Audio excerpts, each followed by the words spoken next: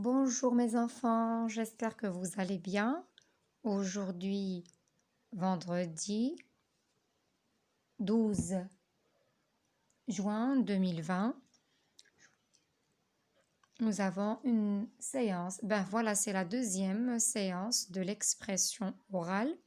Prenez votre livre, page 155, et suivez attentivement. Voici sur la page 155. On commence par la première activité. Je commence par une information, c'est que même les objets ont une histoire, ils ont un passé. C'est ce qu'on peut conclure à partir de ces deux dessins. Le premier est un sablier, le deuxième est une montre. Ces deux objets se trouvaient dans notre vie ou bien dans la vie des antécédents, ça veut dire les gens qui étaient dans l'histoire avant nous. Et ces deux objets ont le même objectif.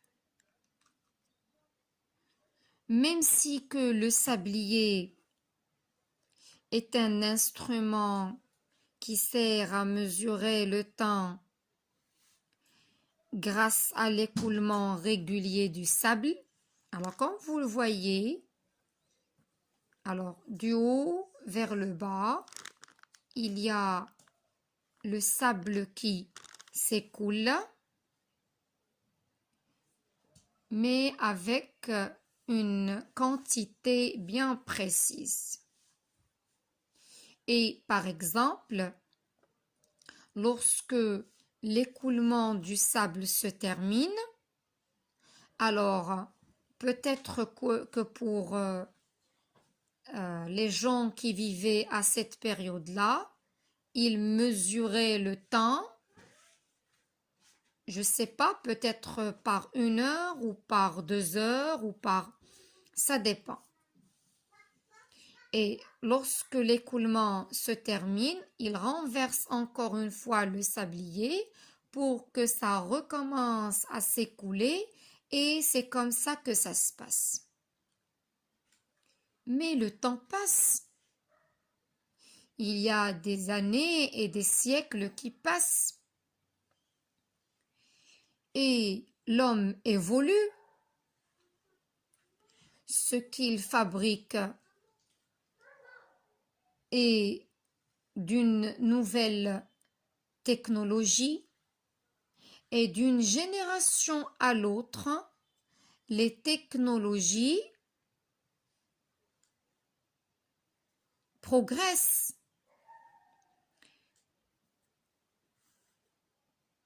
Alors, la montre aussi est un instrument qui sert à mesurer le temps. Alors, c'est pour ça que j'ai dit que les deux servent à la même chose. Ils ont le même rôle.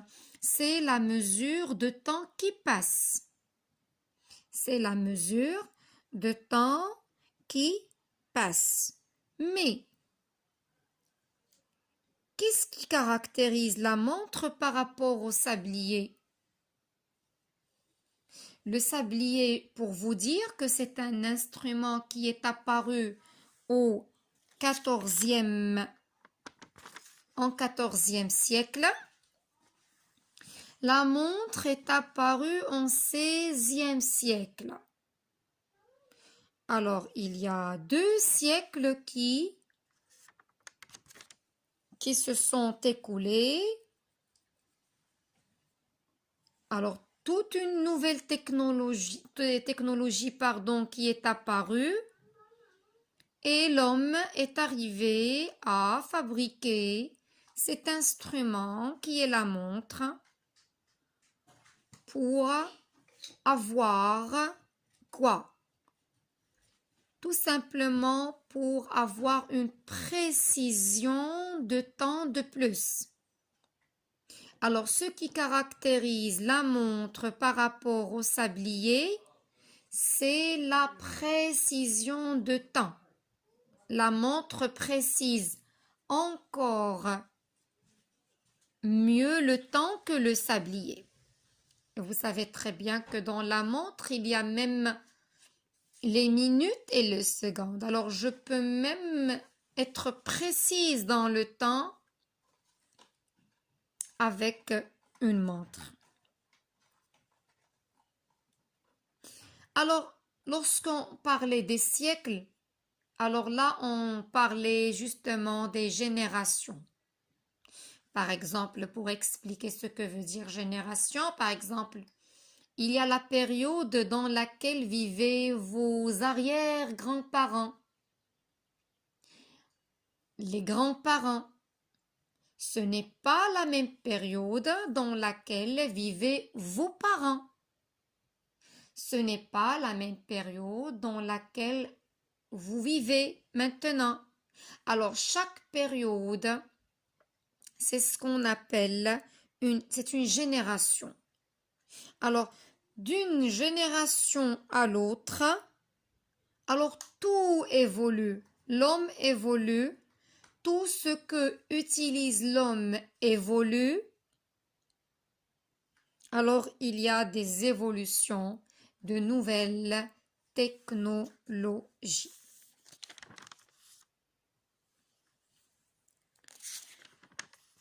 On passe à la deuxième activité. Je débat avec les autres. On aurait aimé être ensemble pour avoir ce débat, mais tout simplement, vous n'avez qu'à me suivre et vous allez comprendre. Je vous demande une question, même si j'aurai pas l'occasion pour écouter vos réponses, mais bien sûr, il y aura certainement des réponses dans vos têtes. Est-ce que le temps passe d'après vous? Le temps passe? Oui, bien sûr que le temps passe. On ne reste pas dans la même durée. Il n'y a pas un certain temps qui reste. Non, il y a un temps qui passe, qui s'écoule. D'accord. Pour vous, les enfants, il y a certains indices qui vous montrent que le temps passe. Lesquels? Quels indices montrent-ils que le temps passe? Quoi? Et vous vous basez sur cette image. D'accord? Alors, regardez à droite. C'est le coucher du soleil, c'est le soir, c'est la nuit. Dans l'autre côté, c'est le lever du soleil, c'est le jour. Alors, ces deux événements-là servent pour de bien à montrer que le temps passe.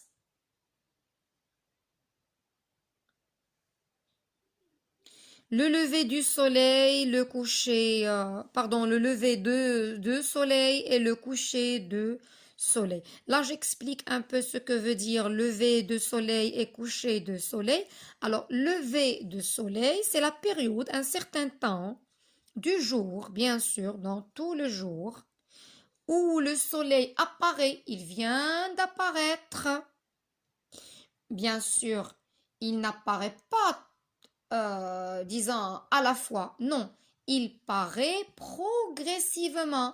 Par exemple, à 4 heures du matin, si le lever de soleil est à 4 heures du matin, alors là, un tout petit peu du soleil qui vient d'apparaître, un peu de lumière qui commence à éclaircir le ciel, mais progressivement, par exemple à 8 heures du mat, mais par exemple surtout à 10 heures du matin, matin, alors là, on est bien ensoleillé, le soleil est là, il éclaircit euh, notre ciel.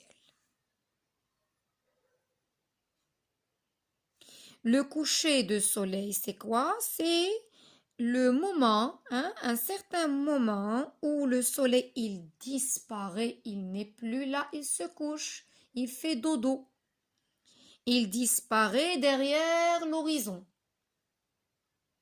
Ben, pour plus de précision, il disparaît derrière l'horizon dans la direction de l'ouest sur Terre. Donc voilà. Vous entendez le mot horizon, c'est quoi l'horizon?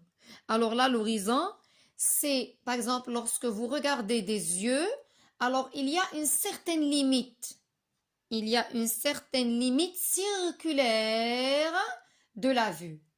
Bien sûr, on arrive à voir, euh, disons, à un certain limite, mais on ne peut avoir une vue encore qui dépasse cette limite. Alors là où la limite de la vue est là, ça c'est l'horizon. C'est clair? Alors, le temps passe, oui. Il y a des indices, on vient d'en parler. Passe-t-il toujours à la même vitesse?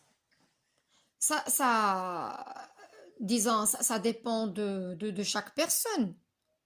Pour moi, je peux dire tout simplement, dans le jour, il y a 24 heures. Chaque jour, il y a 24 heures. Tout au cours de la semaine, il y a 24 heures. Il n'y a pas un jour où on a moins que 24 heures ou bien plus que 24 heures. C'est toujours, et dans chaque minute, il y a 60 secondes. D'accord? Ça passe vite, ça passe pas vite, ça dépend des activités qu'on est en train de faire. Par exemple, parfois, on a cette impression que le temps passe vite. Parfois, on a l'impression que le temps passe tout doucement. Donc ça, je pense pour moi que ça dépend de notre activité personnelle.